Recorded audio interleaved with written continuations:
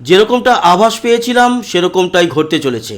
আমাদের পশ্চিমবঙ্গের পরবর্তী মুখ্যমন্ত্রী হিসাবে শপথ বাক্য পাঠ করবেন এবং রাজ্যপাল আর.এন. রবি পাঠ করাবেন আগামীকাল শনিবার 9 মে 25শে বৈশাখ সকাল 10টার দিকে শুভেন্দু অধিকারীকে। হ্যাঁ, আর কিন্তু কোনো অপশন ছিল না। শুভেন্দু অধিকারী 1 থেকে 10-এর মধ্যে ছিলেন, ওনাকে ছাড়া ভাবাই যাচ্ছিল না। যদি শুভেন্দু অধিকারীকে না করা হতো না, আমরা অনেকেই কিন্তু আহত হতাম। তার কারণ ওনার এই যে লড়াই আজকের নয়, 2021-এর পর থেকে 2021-এ হয়তো আমরা বলতে পারি সেই লেভেলের লড়াই দেখতে পাইনি, কিন্তু 2024-এর লোকসভা ভোটে যথেষ্ট লড়াই করেছিলেন, প্রচুর জনসমাগম হয়েছিল। আর এই মুহূর্তে দাঁড়িয়ে বিজেপির আমাদের রাজ্যে যত নেতা আছে সব থেকে জনপ্রিয় নেতা যদি বলেন শুভেন্দু অধিকারী। তাই তার হাতে এই মুখ্যমন্ত্রিত্বর দায়িত্ব তুলে দিয়ে আমাদের সর্বভারতীয় বিজেপির যারা নেতা নেত্রীরা রয়েছেন, বিশেষ করে নরেন্দ্র মোদীজি, অমিত শাহ, এছাড়া রাজনাথ সিং এবং বিজেপির বড় বড় কার্যকর্তা যেমন নীতিন নবীন, প্রত্যেকেই তুলে দিয়ে কিন্তু কোনো ভুল করেননি। যদি না দিতেন সেটাই বড় ভুল হয়ে যেত। প্রচুর প্রচুর মানুষের মনে বিরাট আঘাত লাগতো। শুভেন্দু অধিকারীর মনের অবস্থা কী হতো সেটা অবশ্য জানা নেই, কারণ এই বিজেপির একটা ব্যাপার আছে, মুখ্যমন্ত্রী কে হবে একেবারে শেষ বেলা অবধি কাউকেই তারা জানতে দেন না।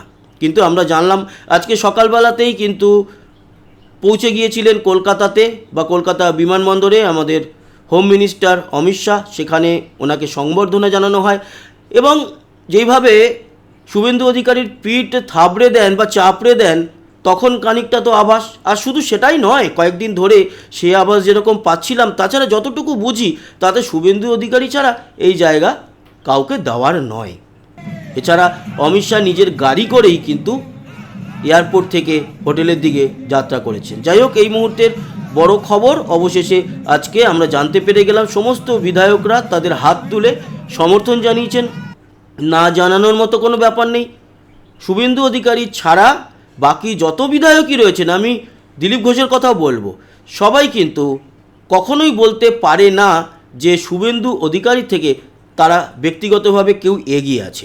তাই এটা হওয়ার ছিল, সেটাই ঘটতে চলেছে। আগামীকাল ব্রিগেডের দিকে নজর থাকবে প্রত্যেকের। প্রশ্ন অনেকগুলো থাকবে, যেমন এই চন্দ্রনাথ রথ, তার যে মৃত্যু এবং তার যে খুন, তা ঘিরে রহস্য, সেগুলো নিয়ে তো চলতে থাকবে। আমরা তার শেষ দেখতে চাই। তার আগে সরকারটা গঠন হোক। কে কে মন্ত্রী হবেন দৌড়ে অনেকেই রয়েছে, রূপা গাঙ্গুলি, সজল ঘোষ থেকে শুরু করে দিলীপ ঘোষ, শঙ্কর ঘোষ উত্তরবঙ্গ থেকে, নিশীথ প্রামাণিক, এই মন্ত্রী হওয়ার দৌড়ে অনেকেই আছে। কে কে হবে সে তো সময় বলবে, তবে আপাতত মুখ্যমন্ত্রী কে হবে তা কিন্তু আমরা জানতে পেরে গেলাম। আরও একটা প্রশ্ন থেকে যাবে, নন্দীগ্রাম নাকি ভবানীপুর, কোন বিধানসভা আসনটি নিজের কাছে রাখবেন আর কোনটি ছেড়ে দেবেন সেটাও সময় বলবে। কিন্তু এখন থেকে একটা আভাস দিয়ে রাখতে পারি, সেটা হচ্ছে নন্দীগ্রাম আসনটা সম্ভবত শুভেন্দু অধিকারী ছেড়ে দেবেন, ভবানীপুরটা তার হাতে রেখে দেবেন এবং মুখ্যমন্ত্রী এর আগে যিনি ছিলেন উনি ভবানীপুর থেকেই জিতে আসা, তার জন্যই সম্ভবত। এছাড়া ওনাকে এই যে ভবানীপুর আসনে হারিয়ে উনি বিধায়ক হলেন এবং মুখ্যমন্ত্রীর পদে তিনি শপথ গ্রহণ করবেন, তার জন্যও একটা এই ভবানীপুর আসনটা নিজের হাতে রেখে দিয়ে মাঝে মাঝেই মনে করানো, এই আসনেই কিন্তু মুখ্যমন্ত্রী এক সময় মমতা বন্দ্যোপাধ্যায় জিতে এসেছিলেন। শেষ করব এই ভিডিওটি এই ইনফরমেশন। আশা করি আপনাদের ভালো লাগলো।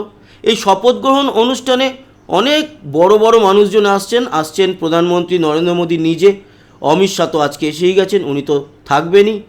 ব্রিগেডে বিরাট বড় মঞ্চ বানানো হচ্ছে, 3টে মঞ্চ। সেখানে একদিকে বিধায়করা বসবেন, একদিকে প্রধানমন্ত্রী সহ অন্যান্য রাজ্যের যে মুখ্যমন্ত্রীরা আছে বিজেপি শাসিত বা এনডিএর শাসিত, তারা আসছেন। প্রায় 19-20টি রাজ্যের মুখ্যমন্ত্রী আসছেন। সেখানে আমাদের বিজেপির সর্বভারতীয় সভাপতি নীতিন নবীন সহ বড় বড় মাথারা। বাংলায় যেই দল এখন ক্ষমতায় নেই, একসময় ছিল, তার যে এই মুহূর্তের মাথা বিমান বসু, ওনাকে আহ্বান জানানো হয়েছে, শোনা যাচ্ছে উনি কিন্তু আসবেন। কিন্তু এই মুহূর্তে প্রাক্তন মুখ্যমন্ত্রী যারা ছিলেন পশ্চিমবঙ্গের এতদিনের, মমতা বন্দ্যোপাধ্যায় ছাড়া আর কেউ বেঁচে নেই। বুদ্ধদেব ভট্টাচার্য সর্বশেষ মুখ্যমন্ত্রী হিসাবে পরলোক গমন করেছেন।